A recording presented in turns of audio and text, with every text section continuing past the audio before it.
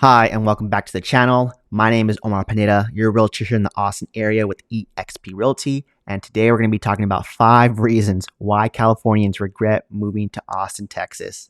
So let's dive in. Now, in doing research for this video, I saw from the comments that people just want to know right away, what are those reasons? And so here they are. You could disagree with me or not. Tell me in the comments, or maybe add to the conversation if you have things that I've missed. But these are my 5 reasons, and I added an extra one because I really want to talk about the airport here situation here. But humidity, the property taxes, there's no beaches, no mountains, the traffic here, the allergies, and lastly the airport. Now, the humidity here sucks. I have to admit that. In California, they're both places are hot, but in California you have that dry heat, which I think it's easier when you compare it to the humidity here. And the humidity here can be pretty up there. I don't know. I don't know what the index is or how much percentage wise, but you will be sweaty. If you sweat in California, you're probably gonna sweat more here in Austin, Texas, because the humidity here during the summers gets pretty bad, and you cannot have AC. You cannot live without AC. So you have to have it in your car. You have to have it in your home, right? I remember last summer, my AC went out. I did not have the money to cover it. And I kind of just got through the whole summer without it, but with the windows down, and I was drenched in sweat. I would show up to all of my events sweaty. I would almost have to bring a second shirt or a towel just to dry myself off to go into it, so I didn't look like I just came from running a 5K. And that's what I had to deal with because the humidity was that bad.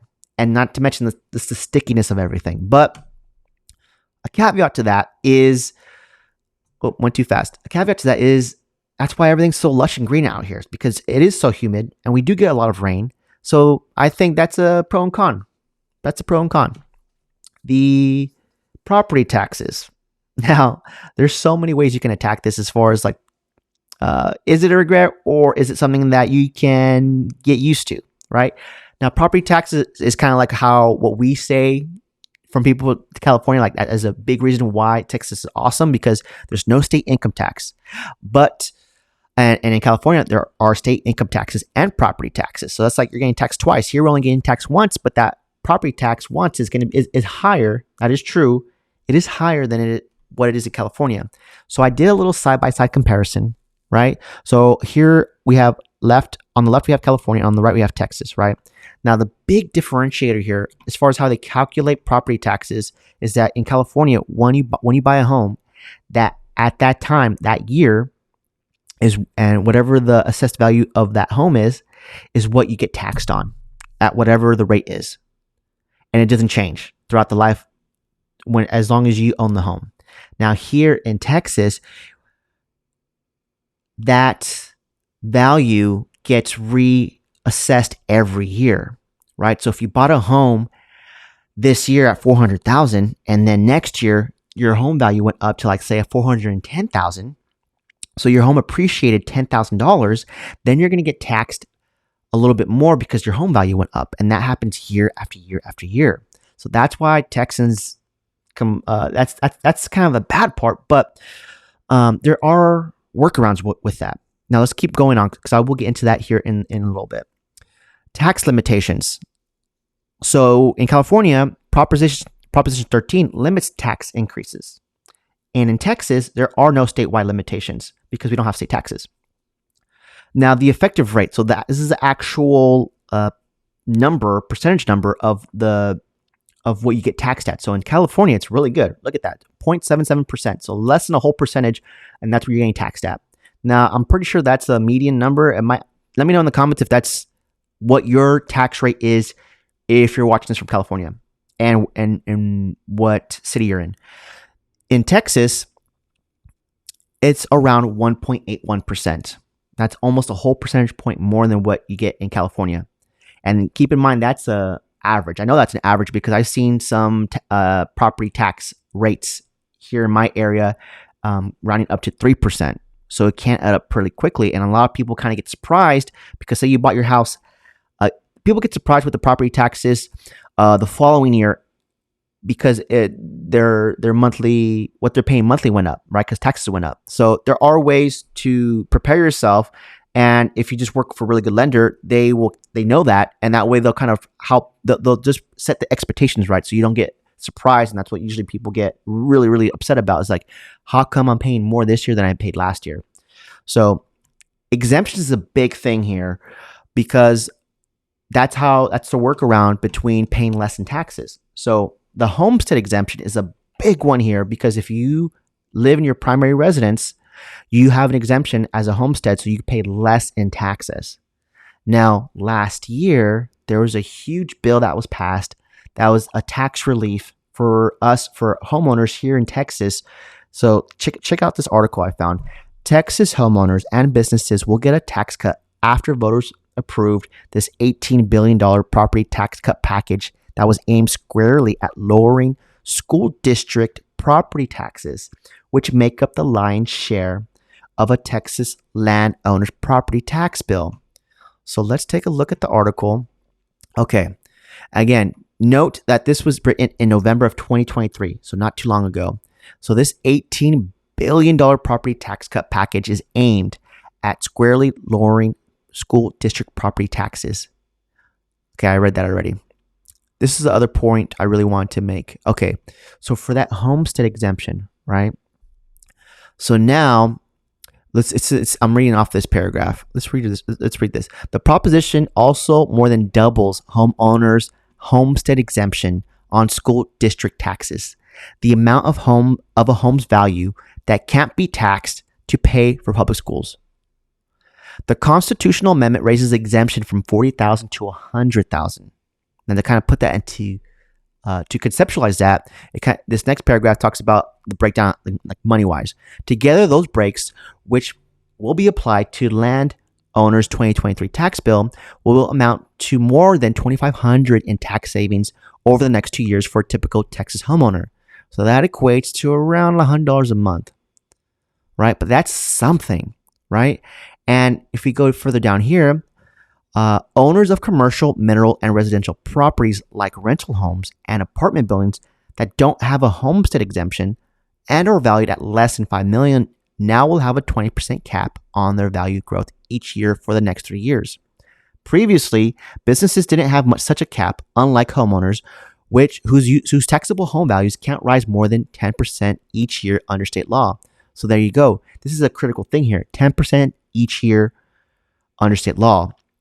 Now, during the pandemic and Austin was booming, we would have years of home appreciation that were in excess of 30, 40, 50% in 1 year. Now that's capped at 10%. So these are all wins for you, the homeowner. This is a huge deal because we're talking about $18 billion that we had in excess, right? And now that's going back into the system. So the homeowner is going to help, with offset that cost. Let's go back to presentation mode. And okay, the no beaches, no mountains. Now this one was hard for me to get used to, but because I love my beaches, I love my mountains. I'm an avid snowboarder. I did live in San Diego for a good chunk of time, and I love going to the beaches there. But the trade-off here in Austin, Texas, is you get lakes and rivers, right? We have Lake Travis. So if you want to live that boat life, that just find a friend that has a boat, and you can go do all the water sports you want. And Lake Travis is huge. One thing that I do and try to do every summer is the tubing. I love the tubing in the South Austin on a lazy river, right? You get on a tube, you float for hours. If you're doing it with a company, you kind of have, or maybe 4 hours that you'll be able to float. But if you go on your own, you can float all day if you want, right? And then you can stop when you want, and then you can have your own little float for your cooler, which is super awesome. And I love, because you don't get rivers like this in Southern California, at least. I know in Northern California you have rivers like this, but in Southern California or Central California, maybe Central, I'm not too sure. Let me know in the comments if it's Central California, you can go tubing like this. That's something that you can offset. And here on the right, we have downtown Austin. And on the left, we have Pennybacker Bridge. Right, these are both areas that you can go paddleboarding, and that's what I do now. Or you can go boating. And that's what made me kind of fall in love with Austin to begin with, is when I first visited downtown and I was walking the trails, right? So there's trails on both sides of the river here that people walk, bike, and it's just very active. And that's one thing I really like. I always look for in the city is like, is there an active lifestyle? Are people like actively working out, looking good? Because in San Diego, it's the exact same thing because the weather's good most of the year. And I found that here. And as you're walking or bike riding, you see all the people in the water, like either paddleboarding or kayaking. I'm like, oh man, this is super awesome. I really like this. So that's a good trade-off for me, is the river and lakes as opposed to the mountains and the beaches, right? And here on the left, Pennebaker Bridge, this is a very famous viewpoint because I mean, just look at this, look at this panoramic picture you can get of the Colorado River, right? And you can go paddleboarding here. I've never been. I mean, there's ripples here, so people go boating here. So there are water sports, water things to do, and to me, that's not that big of a trade-off because you can get used to it. Now, the traffic here has been getting progressively worse because more people are moving here, and there's just more construction happening on the roads, right? Because they are building up, they're building more freeways, more roads because of the influx of people. So, I mean, it's a good thing, right? Because it's for a reason. And they see the problem. They see that there's the impact that all these transplants are having here. So they're building up the infrastructure. So if you're moving between now and the foreseeable future, this is something you're gonna have to deal with, right? It's all this construction for the roads and new construction happening because there's so many residential new construction homes popping up. But can you get used to that if you're from California? Yes, because it still does not compare to how bad it is in California. Because population density is what makes a big problem for traffic. And last time I checked, rough numbers here in Los Angeles, you're talking about like 10 million plus people. And in Austin, maybe we're kind of rounding up to getting close to 2 million. So that's a huge offset in difference of people that in population. So you could just using some common sense, less people means less traffic. But there is traffic here nonetheless. Now, one thing that was a quite shock and surprise to me were this allergies, because I don't have allergies normally in California. But I do here in Austin, Texas, because the trees. So one thing that I love about Austin, Texas is how green and lush it is with all the trees, especially, hugging the river. But the trees is what causes your allergies if you live here. And allergy season here sucks because of that. So let's read this. The trees that most affect the Austin area include pecan, elm, oak, ash, and cottonwood. Oak pollen is especially visible and problematic during this time, as it coats cars, sidewalks, and backyard grills in a fine yellow powder. Now, I was really surprised when I saw this yellow powder. I'm like, what is this? But that is from trees. But there's a workaround for that. It's pretty simple. You buy allergy medicine, but that's kind of expensive too. But if you have a Costco membership and get the Kirkland brand, 180 tablets for $36.99, and I actually got mine cheaper than this, you're good to go.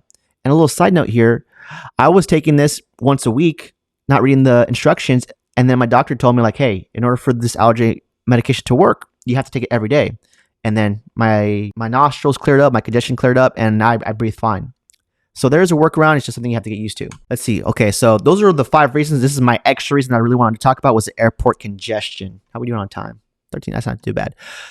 Okay, so airport congestion. So I go home mostly during the holidays, sometimes during the summer, and the airport here is just like, I'm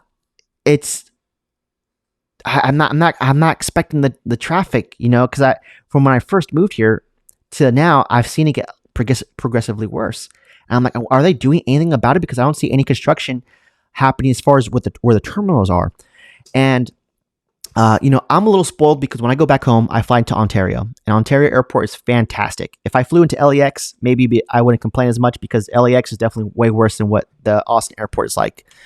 But in my research for this, I found that they are doing an expansion for the Austin Airport, and this article talks about 10 more gates they're going to build.